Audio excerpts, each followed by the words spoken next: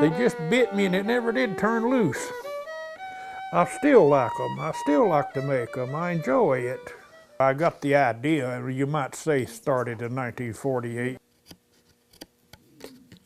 Yeah, I was only 15 years old, but it was a disaster. The things that I made for several years, why, would give you nightmares. I destroyed a lot of them. It's the appearance of the thing that's so hard to get. See, I understand them now. But that don't mean that every one I make will be a masterpiece. I've got old and I can't hear and I ain't got no eyes.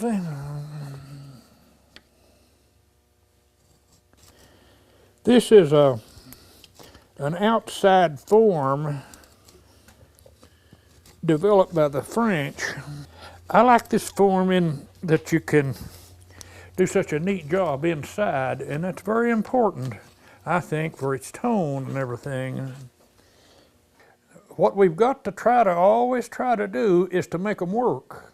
And they're all going to have a different tone, but we want them to work, and but everybody don't hear the same way, don't you see? Mm-hmm. So what might suit me won't suit you.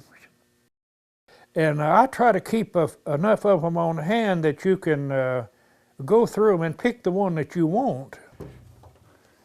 I guess this is the oldest one that I've got. Made in '72.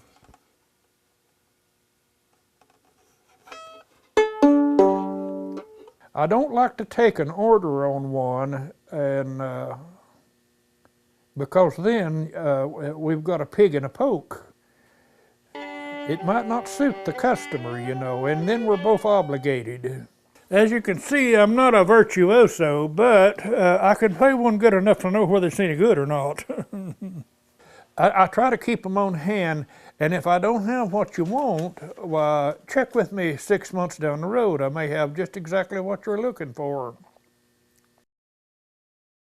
You're looking at 100 hours maybe. Depends on how hard you want to work.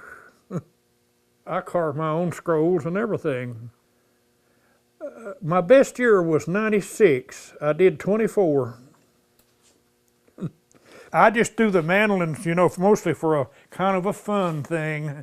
You know, I've made, since 1969, I made 235. I did count those. That's number 235 you're looking at over there. That's a lot of mandolins, but probably made twice that many fiddles though. See, in making violins, it's the same thing over and over and over and over, and yet I never get tired of them. I see a piece of wood and I want to see what that thing will do, how that will turn out.